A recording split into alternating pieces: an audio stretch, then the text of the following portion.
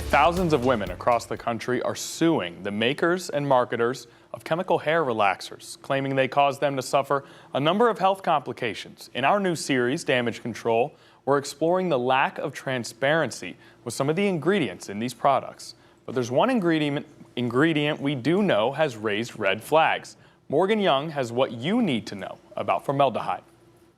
In 2023, the U.S. Food and Drug Administration introduced the idea of potentially banning chemical hair straightening products that contain formaldehyde from being sold and marketed in the United States. Formaldehyde is a known carcinogen, meaning it can increase a person's risk of getting cancer. It's commonly found in straightening products like Brazilian blowout products and keratin treatment products. It's also found in many chemical hair relaxers. The FDA actually released this information, stating it discourages consumers from buying products that contain formaldehyde.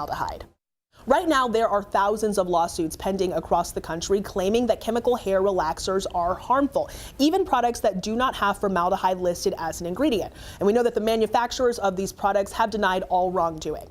But the FDA released this information in October, stating that even products that don't contain formaldehyde could contain chemicals that release it when heated, which we know is a key part of any visit to the salon. So how close is the FDA to actually issuing a national ban on formaldehyde? The agency has extended its timeline for issuing a rule on this multiple times.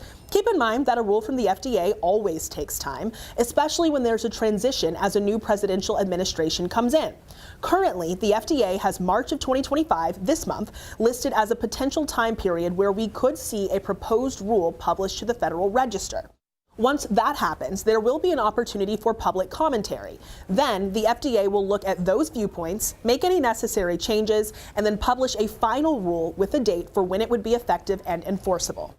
Again, right now, the estimated timeline to actually publish the proposed rule is March. But again, we have seen this timeline pushed back multiple times before. In the meantime, we do know that the states of California and Maryland have already banned products with formaldehyde from being sold in their states. And we know that the state of Washington has already proposed a similar ban on those products. They made that decision earlier this year. I'm Morgan Young. Now you can see the entire Damage Control series on 13 News Now Plus. Download on your TV and watch today.